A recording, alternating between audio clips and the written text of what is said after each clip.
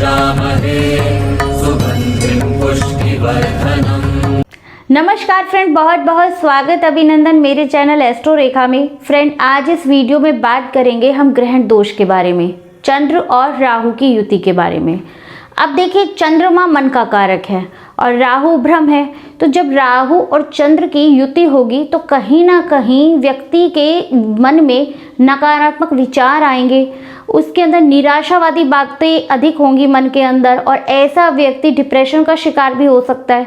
और आमतौर पे अब तो आप लोग देखते भी होंगे कि छोटे छोटे बच्चे डिप्रेशन के शिकार होने लगे हैं। व्यक्ति के अंदर यदि चंद्र राहु की युति यदि ज़्यादा खराब स्थिति में है तो व्यक्ति आत्महत्या के बारे में भी सोच सकता है।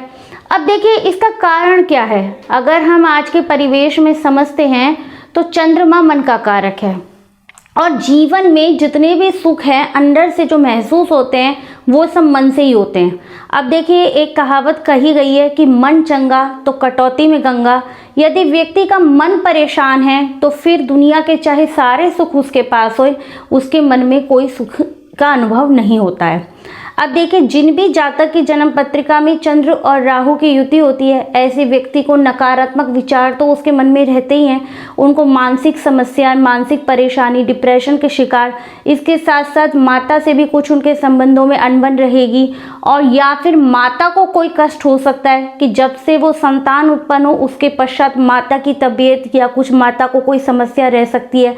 तो ये कुछ बातें तो व्यक्ति के अंदर जातक के साथ रहेंगी। फ्रेंड्स, डरने की बात नहीं। वीडियो के अंत में मैं आपको ग्रहण दोष, चंद्र और राहु की युति के नेगेटिव रिजल्ट कम से कम मिल सके इसके कुछ उपाय भी बताऊंगी, इसलिए आप मेरे साथ वीडियो के अंत तक बने रहिए। यदि आपसे एक निवेदन है, यदि अभी तक आपने मेरा चैनल सब्सक्राइब नहीं किया है तो उसको प्लीज़ सब्सक्राइब कर दें। इसके अलावा आप मुझसे किसी एक विषय पर कोई एक प्रश्न वीडियो के कमेंट बॉक्स में पूछ सकते हैं, मैं यथासंभव आपको उत्तर देने का प्रयास करूंगी। आज इस वीडियो में हम 12 भावों में बात करेंगे कि 12 भावों में चंद्र राहु की युति अपना किस प्रकार से प्रभाव देती है। अब देखिए फ्रेंड, सबसे पहले हम इस युति के बारे में 12 भावों के बारे में बात करें उससे पहले आपको कुछ मुख्य बिंदु इसके बारे में समझ लेने आवश्यक है। अब देखिए, जब भी चंद्र और राहु की युति अगर किसी व्यक्ति की जन्म पत्रिका में है तो वो दोनों की डिग्री अवश्य देख ले। दोनों के बीच में, चंद्रमा और राहु के बीच में कम से कम 15 डिग्री का अंतर यदि है तो 15 डिग्री से यदि कम का अंतर है या 15 डिग्री तक का अंतर है तो ऐसे में ये युति ज़्यादा प्रभावी होगी। इसके ज़्यादा नेगेटिव रिजल्ट जातक को मिलेंगे। यदि ये दूरी चंद्र और राहु की डिग्री वाइज जो दूरी है वो 15 से ज़्यादा है तो फिर ये युति इतनी प्रभावी नहीं होगी, उसके नेगेटिव रिजल्ट कुछ कम मिलेंगे तो सही, लेकिन वो युति इतनी अधिक प्रभावी नहीं होगी। अब देखिए फ्रेंड, इसके अलावा हम दूसरा बिंदु ये है कि अगर ये युति वृष राशि में या फिर कर्क राशि में अगर चंद्र राहु की युति हो रही है तो इसके फिर भी कुछ कम नेगेटिव रिजल्ट मिलेंगे। अब देखिए, आपको ये मालूम ही है कि वृष राशि में चंद्रमा उच्च के होते हैं और कर्क राशि में चंद्रमा स्वराशि के होते हैं। तो ऐसे में ये ग्रहण दोष तो बनाएगा चंद्र राहु की युति, परंतु चूंकि चंद्रमा थोड़ी बली अवस्था में होगा, इस कारण से इस युति में के कारण व्यक्ति के अंदर मानसिक समस्या, नकारात्मक विचार, बेचैनी तो रहेगी, लेकिन वो डिप्रेशन का शिकार नहीं होगा और ना ही वो कोई आत्महत्या जैसे कृत्य के बारे में सोच पाएगा। वरन व्यक्ति ऐसा जातक कुछ आपराधिक प्रवृत्ति का होगा और कुछ अपराध के द्वारा अपना कार्य निकालने वाला जातक बनेगा। अब फ्रेंड देखिए, तीसरा बिंदु, अगर चंद्र और राहु की ये युति कहीं वृश्चिक राशि में हो रही हो। अब देखिए, आप सबको पता है कि वृश्चिक राशि में चंद्रमा भी नीच के होते हैं और राहु भी नीच के होते हैं, तो ऐसे में फिर ये युति अधिक अपने नेगेटिव परिणाम देगी। स्थिति थोड़ी अधिक गंभीर हो जाएगी, क्योंकि चंद्रमा भी नीच के हो गए और राहु भी नीच के हो गए। ऐसे में दोनों नीच ग्रह जब एक साथ ये युति कर ग्रहण दोष बनाएंगे तो जातक को बहुत अधिक इसके नेगेटिव रिजल्ट देखने को मिलेंगे। अब देखिए फ्रेंड, चौथा बिंदु, यदि चंद्र और राहु की युति आपके किसी भी भाव में बन रही है, मान लीजिए आपकी चंद्र और राहु की युति आपके लगन में बन रही है, तो ऐसे में यदि इसको कोई शुभ ग्रह, इस युति को कोई शुभ ग्रह देख ले, मान लीजिए गुरु यहाँ पर स्थित हो और गुरु यहाँ से 7वीं दृष्टि से देख ले, कोई भी शुभ ग्रह का मतलब गुरु, शुक्र या बुध कोई भी ग्रह देख ले, तो ऐसे में ये युति का कुछ नेगेटिव रिजल्ट आपको कम मिलेगा, क्योंकि यहाँ पे शुभ ग्रह की दृष्टि हो गई है। यदि इसके विपरीत इस युति पे कोई क्रूर या पाप ग्रह की दृष्टि, मान लीजिए शनि की दृष्टि, अब देखिए शनि यदि यहाँ हो जाए तो आप देखेंगे कि 1, 2 और 3 शनि की तीसरी दृष्टि सीधी चंद्र राहु की युति पे पड़ रही है। तो ऐसे में इस युति की जो नेगेटिव रिजल्ट है वो उसमें वृद्धि हो जाएगी। यदि शुभ ग्रह दृष्टि दे रहा है तो नेगेटिव रिजल्टों में कुछ कमी हो जाएगी, और यदि कोई अशुभ या कोई पाप ग्रह जैसे शनि, मंगल या सूर्य दृष्टि दे दे तो इसमें अधिक नेगेटिव रिजल्ट की वृद्धि हो जाएगी। फ्रेंड्स, अब हम लगातार 12 भावों की चर्चा करेंगे कि 12 भावों में अगर ये हर भाव के बारे में विस्तृत रूप से चर्चा करेंगे कि प्रत्येक भाव में इस युति का क्या विशेष प्रभाव मिलेगा। अब देखिए, आपकी जन्म पत्रिका किसी भी लगन की, किसी भी राशि की हो सकती है। हम यहाँ पे प्रत्येक भाव के अनुसार अब चर्चा करेंगे। अब देखिए, यदि लगन में चंद्र और राहु की इस प्रकार की युति बनती है तो चूंकि लगन से हम व्यक्ति का व्यक्तित्व देखते हैं, ये जातक स्वयं होता है। लगन जो प्रथम भाव होता है उससे हम जातक का कैसे विचार है, कैसे व्यक्तित्व है, इसके बारे में हम विचार करते हैं। यदि लगन में ही चंद्र और राहु की युति बनेगी तो ऐसा जातक चिड़चिड़ा, गुस्सेल, उसके मन में लगातार निराशावादी विचार, हमेशा मतलब किसी भी बात का नेगेटिव पक्ष वो अधिक देखेगा, उसको हर चीज में बुराई नजर आएगी। अब देखिए, कहीं ना कहीं लगन पे ये युति होगी तो उसके स्वास्थ्य संबंधी समस्याएं भी रहेगी। ऐसे जातक के कुछ दाम्पत्य जीवन भी अच्छा नहीं कहा जा सकता, उसमें भी कुछ तनाव की स्थिति रहेगी। अब यदि कहीं से इसको कोई अशुभ ग्रह मतलब कोई क्रूर या पाप ग्रह, मान लीजिए शनि, मंगल या सूर्य कहीं से देख ले तो फिर ये कोड़ में खाज की स्थिति पैदा कर लेगा। ऐसा जातक इतना अधिक गुस्सेल होगा कि वो गुस्सा आने पे अपने घर का सामान तोड़ने फोड़ने लग जाए, तो इसमें कोई अतिशयोक्ति नहीं होगी कहना। इसके अलावा ऐसा जातक इतना गुस्सेल कि वो अपना गुस्से में स्वयं ही अपना सर फोड़ ले, इस प्रकार से व्यक्ति का नेचर हो जाएगा। और यदि कोई शुभ ग्रह देख ले तो फिर उसमें कुछ नेगेटिव रिजल्टों में कुछ ना कुछ कमी मिलेगी। अब देखिए फ्रेंड, आप डरिए नहीं, मैं वीडियो के अंत में इसके कुछ उपाय भी आपको बताऊंगी। अब आते हैं हम सेकंड भाव की तरफ। अगर सेकंड भाव में चंद्र प्लस राहु की युति होगी तो ऐसे में क्या होगा। अब देखिए, सेकंड भाव से हम क्या देखते हैं, हम सेकंड भाव से हमारे कुटुंब का भाव है, हमारी वाणी का भाव है। तो ऐसे जातक को कोई ना वाणी इतनी कड़वी बोलेगा कि अपनी वाणी से ही चलते फिरते लोगों को दुश्मन बना लेगा। इसके अलावा ऐसे व्यक्ति को नेत्र की समस्या, कान की समस्या, गले का कोई ना कोई रोग व्यक्ति को रहेगा। इसके अलावा कुटुंब से उसकी बिल्कुल नहीं बनेगी, परिवार में उसका हमेशा लड़ाई झगड़ा रहेगा, या तो बड़े भाई बहन होंगे नहीं, यदि हुए तो फिर उनसे उनकी बननी मुश्किल हो जाएगी। जातक के अंदर गलत आदतें होंगी और वो गलत आदतों के कारण जो अपना संचित धन है, जो उसकी पैतृक संपत्ति है, उसको कहीं ना कहीं वो खराब कर देगा। अब देखिए फ्रेंड, वही बात कि एक बार आप इनकी डिग्री को अवश्य देख ले, अंतर को, डिग्री में अंतर को, और इसके अलावा ये भी देख लें कि कहीं कोई पाप ग्रह तो नहीं देख रहा। पाप ग्रह देखेगा तो कुछ अधिक नेगेटिव रिजल्टों में वृद्धि हो जाएगी, और कहीं कोई शुभ ग्रह इसको दृष्टि दे देगा तो इसमें जो नेगेटिव रिजल्ट मैंने पहले बताए उसमें कुछ ना कुछ कमी आ जाएगी। अब आ जाते हैं हम थर्ड हाउस की तरफ। अब देखिए, यदि थर्ड हाउस के अंदर चंद्र और राहु की युति होगी तो ऐसे में क्या होगा। अब देखिए, थर्ड हाउस को हम पराक्रम का हाउस कहते हैं। अब देखिए, यहाँ पर चंद्रमा और राहु की युति होगी। अब आप सबको मालूम है कि थर्ड हाउस में राहु हमेशा कारक ग्रह होते हैं और अच्छे फल देते हैं। तो ऐसे में ये जातक को कहीं ना कहीं पराक्रमी तो मेहनती तो बनाएंगे, क्योंकि राहु यहाँ पर अच्छा रिजल्ट देते हैं थर्ड हाउस में।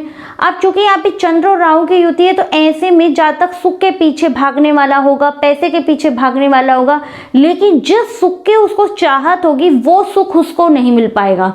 उसके अंदर एक प्यास सी होगी चीज़ों को पाने के, वही चीज़ उसको नहीं मिलेगी। तो इस कारण कहीं ना कहीं उसको मानसिक परेशानी, डिप्रेशन, कुछ बेचैनी, निराशावादी विचार उसके अंदर रहेंगे। इसके साथ साथ आप ये भी देख लें कि कोई अच्छे शुभ ग्रहों की दृष्टि पड़ रही है अथवा पाप या क्रूर ग्रहों की तो दृष्टि नहीं पड़ रही है। अब बात करते हैं हम फोर्थ हाउस में। यदि फोर्थ हाउस में चंद्र और राहु की युति होती है, अब देखिए, अगर हम काल पुरुष की कुंडली की बात करें तो उसमें फोर्थ हाउस को हमने चंद्रमा का माता का घर माना है।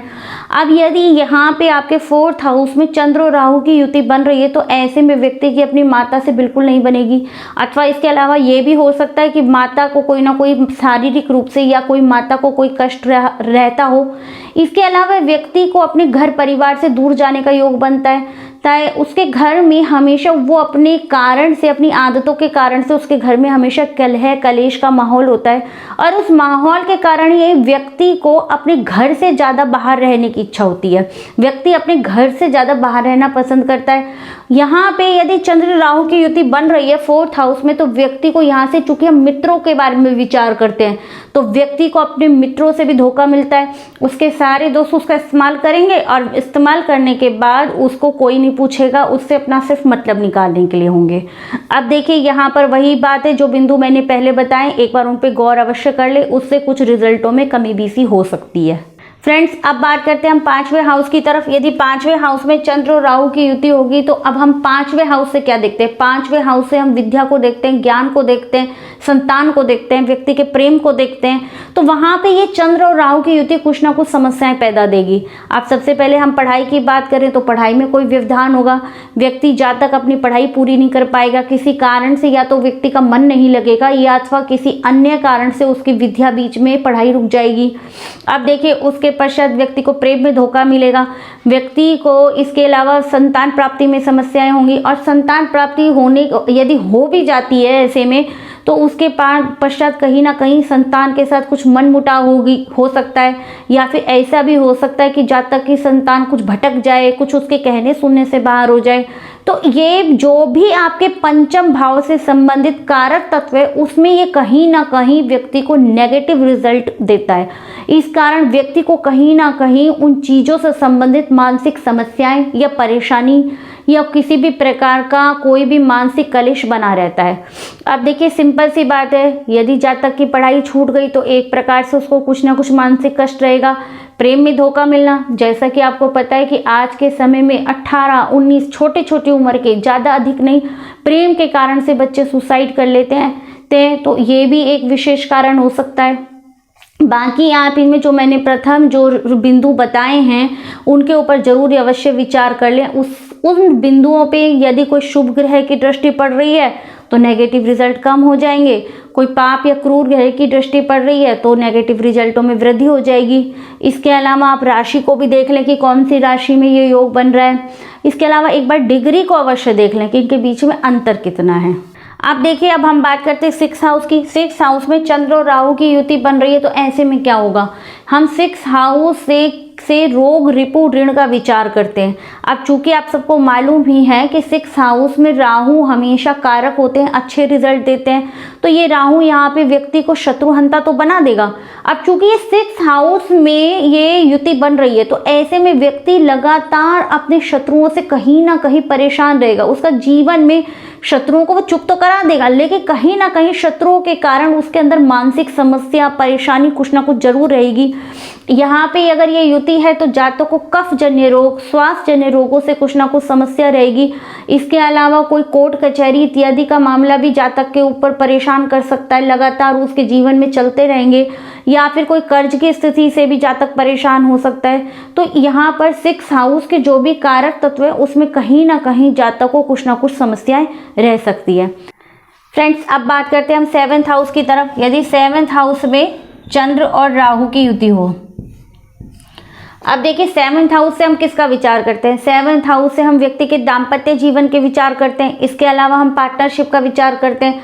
इसके अलावा हम 7th हाउस से डेली के रोजगार का भी विचार करते हैं। अब देखिए यदि 7th हाउस में ये ग्रहण दोष बनता है तो ऐसे में क्या होगा? व्यक्ति का दाम्पत्य जीवन खराब कर देंगे। अब देखिए कहीं ये युति 7th हाउस में बन रही है, इसके साथ साथ यदि 6th हाउस और आपके 8th हाउस में यदि कोई ग्रह नहीं हुआ तो ऐसे में यहाँ केमद्रुम दोष का भी निर्माण हो जाएगा, तो स्थिति और भी खराब हो जाएगी। इस युति के कारण कई बार मैंने अपने अनुभव में व्यक्ति का दाम्पत्य जीवन में कोर्ट कचहरी की स्थितियां भी बनती हुई देखी है। अब देखिए यहाँ पर यदि ये युति है तो पार्टनरशिप में कार्य करना बहुत मुश्किल हो जाएगा। आपके पार्टनर्स हो सकता है कि आपको धोखा देके आपका पैसा खा जाएं, आपको वो एक प्रकार से बेवकूफ़ बना दे। इसके अलावा डेली के जो रोजगार है, जो आपका व्यापार है, उसमें भी कहीं ना कहीं ये समस्याएं देंगे। यदि कहीं से पाप या क्रूर ग्रह की दृष्टि पड़ गई तो स्थिति और भी अधिक खराब हो जाएगी। अब आते हैं हम 8वें भाव की तरफ। यदि 8वें भाव में चंद्र और राहु की युति हो, अब देखिए 8वें भाव को हम आयु का भाव भी कहते हैं, मृत्यु का भाव भी कहते हैं, क्योंकि इससे इसी भाव से हम आयु का विचार भी करते हैं और व्यक्ति की मृत्यु का विचार भी करते हैं। तो ऐसे में व्यक्ति को कोई ना स्वास्थ्य संबंधी समस्याएं रहेगी। यदि यहाँ ये अष्टम भाव में युति है तो व्यक्ति के साथ साथ बार बार दुर्घटना, चोट लगना इत्यादि किसकी कुछ ना कुछ ये यहाँ पर आपको समस्याएं जीवन में लगातार बनती रहेगी।